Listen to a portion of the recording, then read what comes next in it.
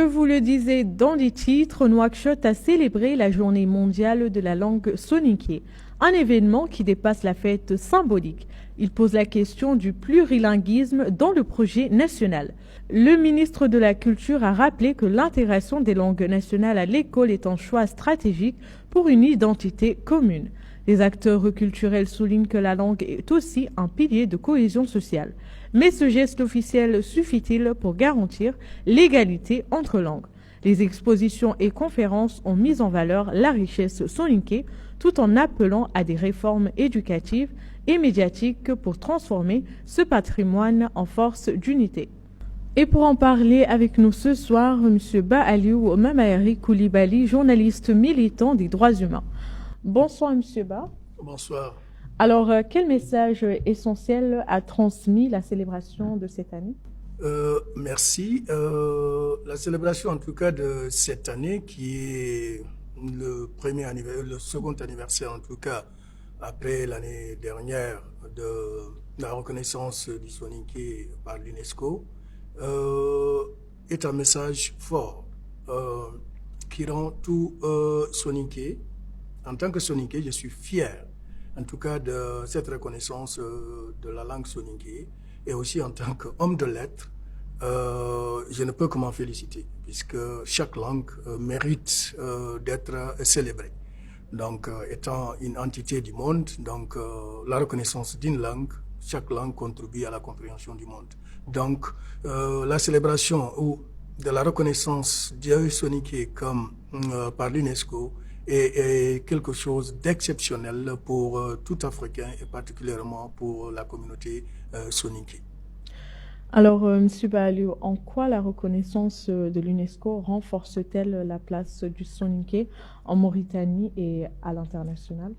Effectivement, l'UNESCO étant une agence culturelle internationale a pour vocation de faire la promotion du bilinguisme et aussi de permettre d'assumer les identités et en tout cas donc reconnaître une langue se faire reconnaître par l'UNESCO suppose que elle s'inscrit dans le cadre d'un appui institutionnel et d'un appui technique que l'UNESCO va apporter à cette langue-là pour se promouvoir, pour essayer en tout cas d'exister et pour essayer aussi de faciliter ces échanges culturels avec les autres communautés.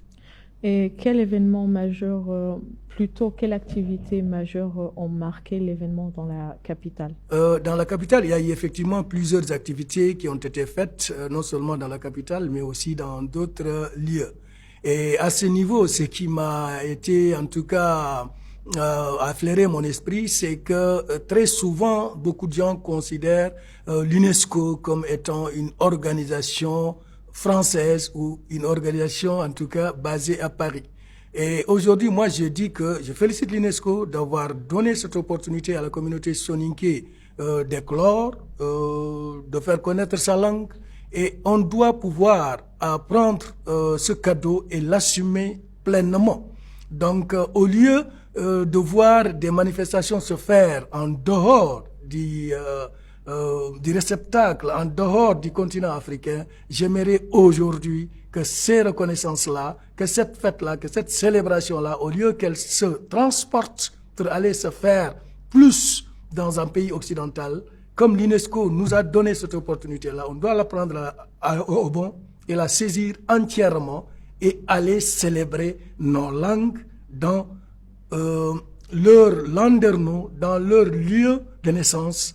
Peut-être que le lieu de naissance de la langue soninké, c'est le Ouagadougou. Aujourd'hui, c'est peut-être un peu difficile, mais il y a d'autres terreaux qui ont une symbolique importante aujourd'hui. Et je serai très heureux, en tout cas, que prochainement, des célébrations se fassent dans ces terroirs-là, comme le terroir, en tout cas, du Gori, le terroir du Gori mythique, qui est dans le Diafounou, le territoire, d'autres territoires comme ce Gori-là, qui existent. Et aujourd'hui, ne pas considérer l'UNESCO comme étant une organisation occidentale, mais l'UNESCO, c'est une organisation qui appartient aussi à la Mauritanie, qui appartient au Soninké.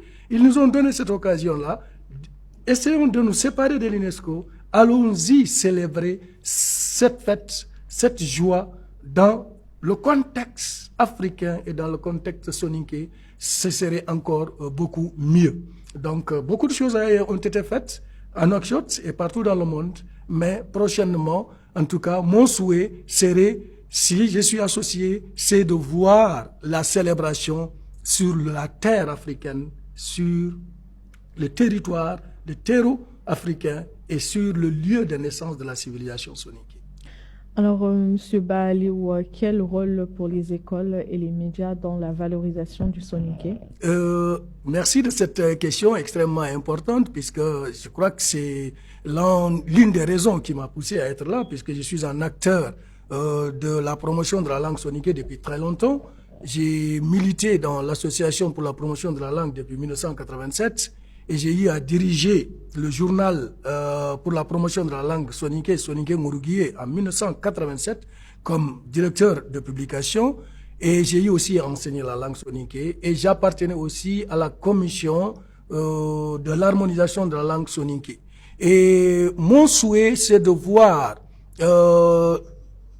toutes les institutions protagonistes de cette affaire s'intéresser à la promotion de cette langue pour qu'elle existe de manière culturelle d'abord. Puisque nos langues sont importantes, elles sont un véhicule de communication à un certain niveau et on doit faire leur promotion dans les médias, par la culture, par les chants, par l'alphabétisation de ceux qui n'ont pas eu la chance d'aller à l'école. Et effectivement, dans ce rôle-là, les chanteurs, les leaders d'opinion, les musiciens peuvent jouer un rôle extrêmement important dans cet aspect-là. Et cet aspect, en tout cas, aide beaucoup à la promotion, beaucoup plus à ce que beaucoup de gens veulent aujourd'hui amener nos langues dans l'enseignement public. C'est peut-être que je me trompe, mais à mon avis, nos langues ne sont pas prêtes pour plusieurs raisons politiques, idéologiques, et par rapport aux moyens dont nous disposons, et par rapport au nombre de locuteurs qui les parlent, nos langues, si on essaie de les amener dans la place publique pour l'enseignement public, ça peut aider à un certain niveau, mais à un certain niveau, ça peut donner des handicaps. Donc, le conseil que je donne, c'est que aujourd'hui, les artistes, les journalistes et les blogueurs et tous les leaders d'opinion puissent utiliser cette langue-là dans leur communication au Parlement, dans les radios, dans les autres lieux de communication pour que ces langues-là soient connues. Si aujourd'hui la langue poulard, que je connais, qui a été aujourd'hui, même si elle n'est pas reconnue comme le soninké par l'UNESCO, aujourd'hui elle est reconnue au plan mondial, c'est grâce au travail des artistes comme Baba Mal. Donc, une langue, pour la promotion d'une langue, la promotion de la culture est extrêmement importante avant la promotion, en tout cas de l'enseignement, sur lequel j'ai quand même des trucs, des objections, puisque l'enseignement pour moi, dans un pays, doit se faire de manière unifiée et dans une seule langue et avec d'autres langues de support. Mais si dans un pays, on essaie de faire l'alphabétisation ou l'enseignement dans chaque langue, c'est très beau, c'est passionnel, mais je ne suis pas sûr que cela puisse nous donner des résultats que nous souhaitons. Donc ça, c'est un aspect sur lequel je voulais en tout cas intervenir. Justement, M. Baaliou, vous avez souligné la promotion des langues. Alors, selon vous, qu'est-ce qui freine l'enseignement et la documentation des langues nationales? L'enseignement de nos langues nationales freinait effectivement, comme je disais, puisqu'il y a la volonté politique. Puisque on avait commencé des expériences dans les années 79, mais des expériences qui ont été effectivement concluantes par rapport à certains indicateurs qui sont aussi très relatifs, hein, vraiment, des indicateurs, parce que c'était une classe de 15 personnes qui était enseignée par un seul enseignant pendant 6 ans. Si on fait une évaluation sérieuse, il faut mettre ça entre guillemets, puisque un enseignant qui enseigne une classe pendant 6 ans, n'est pas comme un enseignement où chaque année l'enseignant change. Donc, Pour moi, ce qui freine la promotion de nos langues, c'est la volonté politique. Et la volonté politique, elle n'est pas toujours la même. Et l'expérience nous a montré qu'elle a changé de 1979 à nos jours. Aujourd'hui, il y a une autre volonté politique. Et qui dit que cette volonté politique ne va pas changer? Mais entre-temps, et on est sûr d'une chose, c'est que la culture, elle ne va pas changer. La communication ne va pas changer. L'échange entre les cultures, la tolérance, la promotion de la paix entre les peuples, ça ne peut pas changer. Et ce rôle-là, le Soninké l'a toujours joué. Il a joué au temps de l'Empire du Ghana, il a joué dans l'Empire avec les relations avec les Almoravides. Quand tu dis en Soninké, quand chaque mort connaît l'expression qui dit Suraq Kamil Sumbana, et ça, c'est une expression soninké que les Soninké ont dite pour dire que tous les morts sont les mêmes. Mais pourtant, beaucoup de morts expriment cette expression-là avec délicatesse et avec même une certaine passion pour dire que les Soninké ont toujours favorisé la communication. Donc aujourd'hui, en tout cas, à mon avis, la direction dans laquelle nous devons partir en tant que Soninké, c'est de dissocier la langue Soninké des extrémismes, de dissocier la langue Soninké de l'immobilisme, parce qu'elle n'est pas ça, et de dissocier la langue Soninké des tares que nous avons connus ces dernières années dans la sous-région. Et là, ça fait qu'aujourd'hui, l'image du Soninké et de la langue Soninké ont été écornées. Le Soninké est beaucoup plus que ça. Il a contribué aux échanges culturels, il a contribué à l'expansion de l'islam.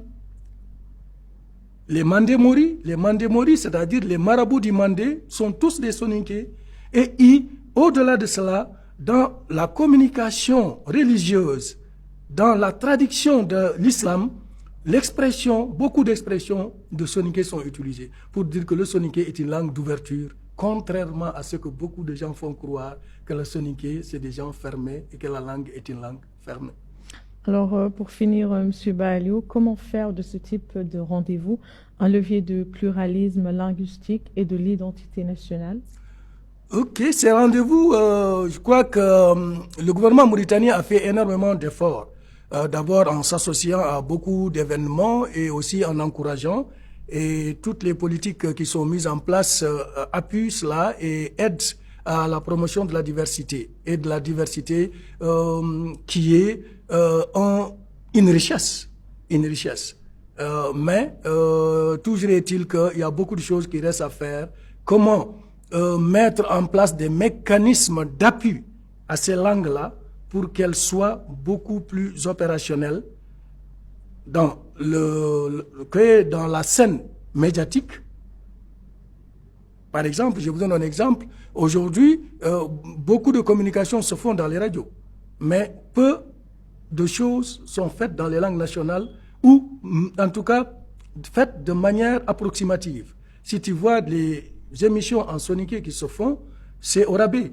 Il y a des fautes de soninké parce que il n'y a pas eu d'une alphabétisation pour les journalistes, une alphabétisation pour les masses populaires, pas pour les étudiants, mais pour ceux qui parlent la langue. Il faut qu'ils sachent. Et ça, si l'État appuie, ça peut aider à améliorer la qualité de la communication entre les communautés soninké, mais aussi attirer les autres à venir apprendre la langue soninké. Et cela va favoriser la cohabitation, favoriser les échanges entre les communautés et en dehors de l'école, hein, je veux dire. Alors, M. Baaliou, merci d'avoir répondu à nos questions. Merci, Mariam, de m'avoir permis, en tout cas, de m'exprimer sur ce sujet extrêmement important. Je vous remercie. Je vous en prie.